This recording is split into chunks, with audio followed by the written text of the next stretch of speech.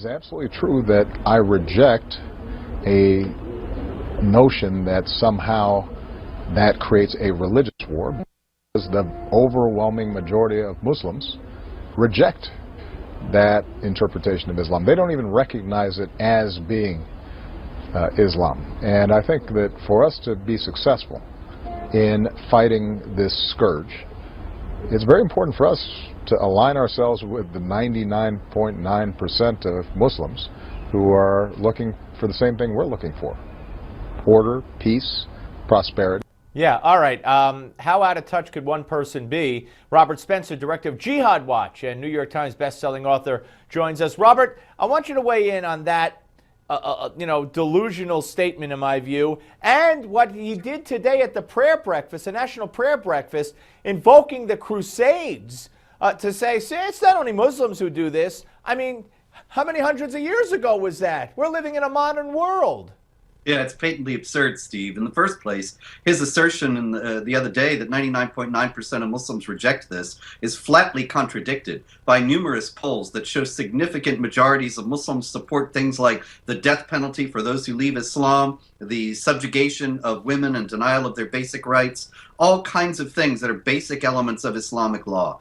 We saw after the Charlie Hebdo cartoon murders, we saw that there were Muslims rioting, 800,000 Muslims in Chechnya, hundreds of thousands in Pakistan. Also in Iran, in Niger, they torched 45 churches protesting against the cartoons of Muhammad. There was nary a single demonstration in favor of the cartoonists and saying they should not have been killed on the part of Muslims. And so the idea that the vast majority of Muslims rejects this understanding of Islam is just flatly contradicted by the obvious facts. And then he has to reach back to establish his moral equivalence. Today, during the prayer breakfast, he has to reach back 800 years to the Crusades. But even then, that fails, because he does not realize, or does not want us to realize, that the Crusades were a late, small-scale defensive action against 450 years of jihad attacks that had conquered, by that time, what had been over half of the Christian world.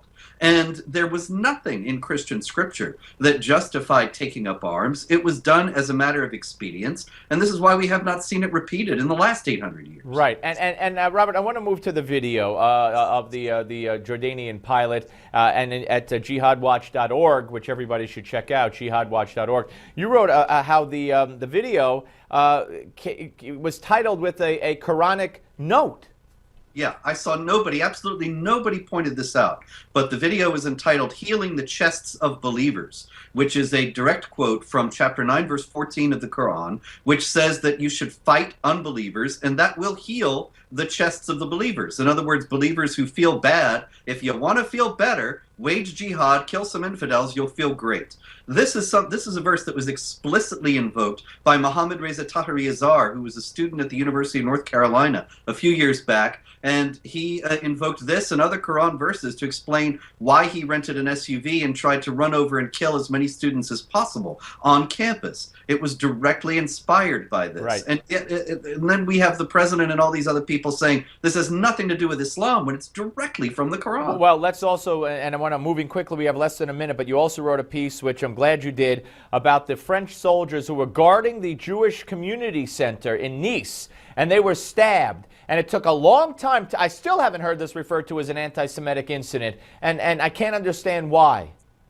You know, France is under siege. The Islamic State called for attacks in France, and the Al-Qaeda in Yemen said France was the #1 enemy, and Jews are designated as the worst enemies of Muslims in the Quran. That's chapter 5, verse 82. So that kind of call for attacks on French people will inevitably lead to attacks on Jews in France, and it did. Yeah, it did. Hey, listen, always great to talk to you, Robert. Again, go to jihadwatch.org, folks, and check out more from the great Robert Spencer and others. Thank you, sir.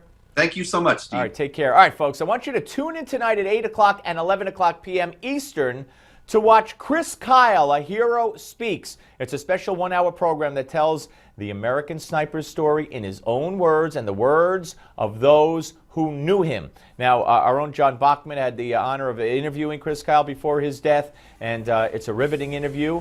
We played it on this show a couple of weeks ago during the big snowstorm here in the Northeast. So that's tonight at 8 and 11 p.m. Eastern. be there. All right, folks, the closing bell report is next with Newsmax Deputy Financial Editor Rob Williams. Will it be green or will it be red? Find out.